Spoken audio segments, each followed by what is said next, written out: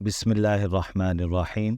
الطریقۃ العصریہ فی تعلیم اللغۃ العربیہ کے 38ویں سبق میں آپ کو خوش آمدید۔ آج کے سبق میں الگ سے کوئی قانون قاعدہ نہیں لکھا ہوا، لہٰذا ہم معنی الکلمات ہی سے سبق کو شروع کریں گے۔ واضف پابندی کرتا ہے، ینظف صاف کرتا ہے، یستمع غور سے سنتا ہے، سوق اللحمی گوشت مارکیٹ، یتعلم وہ پڑھتا ہے، یتلو تلاوت کرتا ہے، یصلی نماز پڑھتا ہے، یتناول کھاتا ہے، مساء شام کے وقت، فاکہۃ پھل، یشتری خریدتا ہے، یتعلم تعلیم حاصل کرتا ہے، یلتفت ادھر ادھر دیکھتا ہے، سوق الخضروات سبزی مارکیٹ، یتوضأ وضو کرتا ہے، تنام تم سوتے ہو، تعود تم لوٹتے ہو، صباحا صبح کے وقت، یسلم سلام کرتا ہے، سلۃ ٹوکری۔ تو یہ تھے معنی الکلمات۔ صفحہ پلٹ لیجئے، اب ہم بڑھتے ہیں اپنے سبق کی طرف۔ آج کا جو سبق ہے وہ التلمیذ فی المدرسہ، مدرسے کا طالب علم، اس حوالے سے اس کی جو بھی وہاں کی ایکٹیویٹیز ہوتی ہیں وہ ہم ایک واقعے کی صورت میں پڑھیں گے، تاکہ ہم یہ سیکھ سکیں کہ جب کسی واقعے کو ہم نے لکھنا ہے تو اس کا طریقہ کار کیا ہے۔ ساتھ ساتھ ہم یہ بھی سیکھیں گے کہ کون سے اس میں صیغے استعمال ہوئے، کہاں ضمیر کا استعمال ہوا، کہاں فعل امر تھا، کہاں استفہام تھا، تاکہ ہم اچھے طریقے سے جملے بنانے، مضامین لکھنے کے اہل ہو سکیں۔ خالد تلمیذ نشیط، خالد ایک چست شاگرد ہے۔ یقوم فی الصباح الباکر، یقوم سے کیا معلوم ہوا؟ فعل مضارع ہے، پہلی چیز معلوم ہو گئی۔ یا کی وجہ سے یہ معلوم ہو گیا کہ یہ غائب کا ہے صیغہ، اور واحد مذکر کے لیے اس صیغے کا استعمال ہوا ہے۔ یقوم فی الصباح الباکر، وہ صبح سویرے اٹھتا ہے۔ وَيَتَوَضَّأُ وَيُصَلِّي فِي الْمَسْجِدِ، اور وضو کرتا ہے اور مسجد میں نماز پڑھتا ہے۔ وَيَتْلُو الْقُرْآنَ الْكَرِيمَ، اور قرآن کریم کی تلاوت کرتا ہے۔ ثُمَّ يَأْخُذُ الْكُتُبَ وَيُسَلِّمُ عَلَى أُمِّهِ وَأَبِيهِ، پھر وہ اپنی کتابیں لیتا ہے اور اپنے والدین کو سلام کرتا ہے۔ وَيَذْهَبُ إِلَى الْمَدْرَسَةِ، اور مدرسے جاتا ہے۔ هُوَ يَتَعَلَّمُ فِي الصَّفِّ الْأَوَّلِ، وہ پہلی جماعت میں پڑھتا ہے۔ يَدْخُلُ إِلَى الْفَصْلِ، داخل ہوتا ہے درسگاہ میں۔ وَيُسَلِّمُ عَلَى أُسْتَاذِهِ، اور اپنے استاد کو سلام کرتا ہے۔ وَيَجْلِسُ بِأَدَبٍ، اور ادب سے بیٹھتا ہے۔ وَيَسْتَمِعُ إِلَى الْأُسْتَاذِ، اور استاد کو غور سے سنتا ہے۔ وَلَا يَلْتَفِتُ إِلَى الْيَمِينِ أَوِ الْيَسَارِ، وہ دائیں بائیں توجہ نہیں کرتا۔ تو یہ جو ابھی ہم نے جتنا پڑھا، اس میں جو سیکھنے کی چیز ہے وہ یہ ہے کہ کسی بھی واقعے کو، کسی شخص کے بارے میں اگر ہم اس کے معمولات ذکر کرتے ہیں تو اس کا طریقہ کار کیا ہے۔ یہ مختلف ایکشنز ہیں جس میں وہ اس کا اٹھنا، اس کا وضو کرنا، تلاوت کرنا، پھر کتابوں کو لے کے مدرسے کی طرف جانا، والدین کو سلام کرنا، پھر وہ کس جماعت میں پڑھ رہا ہے اس کی تفصیل آ گئی، پھر وہ اپنے اساتذہ کے ساتھ اس کے کیسے معاملات ہیں، سبق کیسے سنتا ہے اور کن چیزوں سے احتراز کرتا ہے۔ یہ پوری عبارت پڑھنے کے بعد ہمیں یہ بات معلوم ہو گئی۔ اس پورے پس منظر کو اگر ہم چاہیں تو واحد مذکر حاضر میں بھی تبدیل کر سکتے ہیں۔ کیوں؟ کیسے؟ یا کی جگہ ہم نے تا استعمال کرنی ہوگی، اور اسی طریقے سے مؤنث کے لیے بھی استعمال کر سکتے ہیں۔ اگر غائب ہے تو تا استعمال ہوگی، اور اگر واحد مؤنث حاضر ہے تو شروع میں تا اور آخر میں یا نون ہر فعل پہ لگا دیں تو خود بخود پورا کا پورا جملہ بدل جائے گا۔ ان چیزوں کو ہمیشہ یاد رکھیں تاکہ ہمیں فائدہ یہ ہو کہ جو بھی آپ نے سبق پڑھا ہے اس کو کسی بھی صیغے میں اگر بدلنے کا ہمیں ہدف دیا جائے ہم آسانی کے ساتھ اسے تبدیل کر سکیں۔ اسی واقعے کو اگر ہم سوال و جواب میں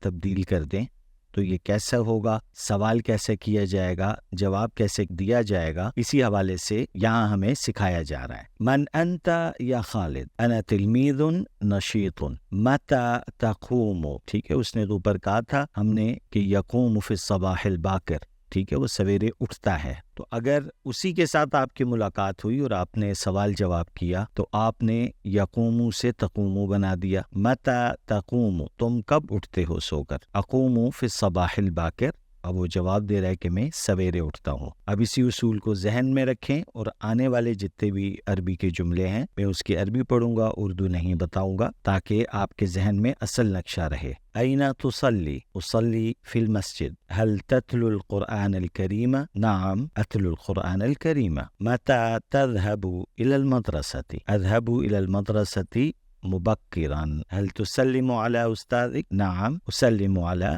استاذی۔ کیف تجلس فی الفصل، اب یہ دیکھیں اوپر ہم نے پڑھا تھا ویجلس بأدب، اب اسی کا ہم نے سوال بنایا، کیف تجلس فی الفصل، اجلس فی الفصل بأدب، متى تعود إلى البيت؟ اعود إلى البيت فی المساء، اور مساء شام کو کہتے ہیں۔ ابھی جو ہم نے الفاظ کے معنی پڑھے ہیں اس کے اندر اس کا ترجمہ موجود ہے، مساء شام کے وقت۔ متى تنام، تم کب سوتے ہو؟ انام بعد العشاء، میں عشاء کے بعد سوتا ہوں۔ تو یہ تو تھا آج کا سبق جس کے اندر ہم نے واحد مذکر غائب کے صیغے پڑھے سیکھے اور واحد متکلم حاضر کے صیغے ہم نے پڑھے اور سمجھے۔ اسی طریقے سے ہم نے استفہامیہ جملوں کا استعمال کیا اور اسی طریقے سے ہم نے مخاطب سے گفتگو کی جو کہ واحد مذکر حاضر کے لیے جو بھی صیغے تھے۔ اب صفحہ پلٹ لیجئے، ہم تمرین کی طرف بڑھتے ہیں۔